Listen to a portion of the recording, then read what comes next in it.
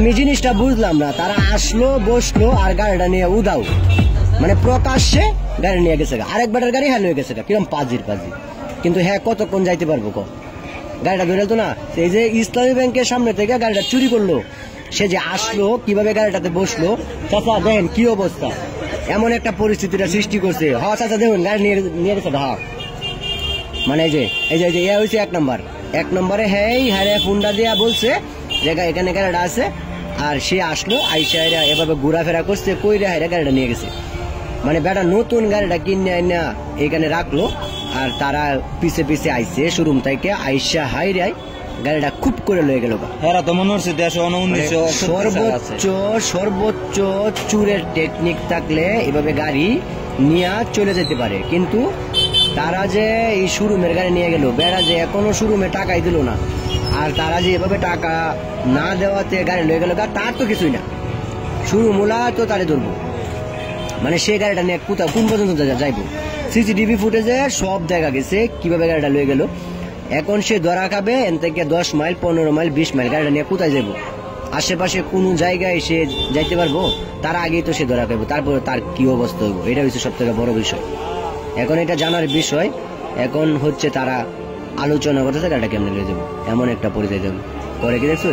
মানে সে এখন গাড়ির যে মানে তাদের এমন টেকনিক, তারা মানে চাবি ছাড়া গাড়ি স্টার্ট লয় না, এমন একটা পরিস্থিতি। এই দেখতেছে কেমনে কি করা যায়, মানে এতটা টেকনিক। মানে এরা আসলে খুবই অভিজ্ঞ চোর, মানে হচ্ছে মোটরসাইকেল সম্পর্কে তারা খুবই ভালো বুঝে এবং কিভাবে স্টার্ট লওয়ানি লাগে এটা তাদের খুব জানা। ওই যে এই পাশে আরেকজন, মানে সেও এটার সাথে জড়িত, মনে হয় যে জড়িত। মানে এমন একটা পরিস্থিতি সৃষ্টি হয়েছে, মানে সে উঠলো উইটারে এখন গাড়িটা নিয়ে চলে যাবে, মানে সে আবার নামছে, আরেকজন আইসে মনে করছে তারই গাড়ি, ঠিক আছে, মনে করছে তারই গাড়ি, কিন্তু আসলে না, গাড়িটা তার না, গাড়িটা আরেক বেটার।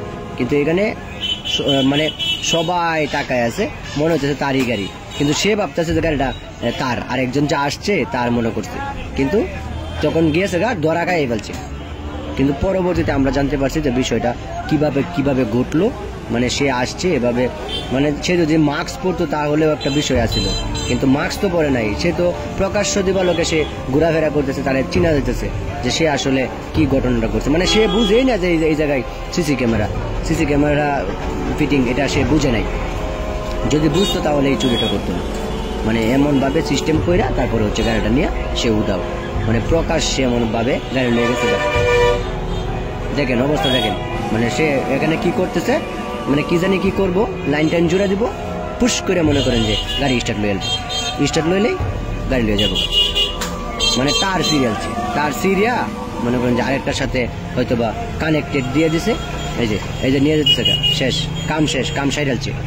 মানে নতুন গাড়ি বেড়া কিনে আনছে একটু আগে, এর মাঝখানে বেড়ার গাড়ি লয়ে উদাও, মানে সবকিছু ওকে, মানে এক গাড়ি চাবি মনে হয়েছে চাবি আছে, মানে এমন অবস্থা পরিস্থিতি শেষ, গাড়ি শেষ মুহূর্তের মধ্যে। মানে বেড়াও সাইড দিয়ে দিচ্ছে যে আরেকজন আইছে, আর এই পাশে একটা গাড়ি রাখা, এটা ছুঁইছে না, ধরছেও না, ওই নতুন গাড়িটা টার্গেট করে ও শোরুম থেকে আইছে, শোরুম থেকে আয়া এভাবে গাড়ি লয়ে গেছে। মানে এখন সতর্কতা অবলম্বন করতে হবে, কারণ এভাবে গাড়ি অনেক চুরি হয়।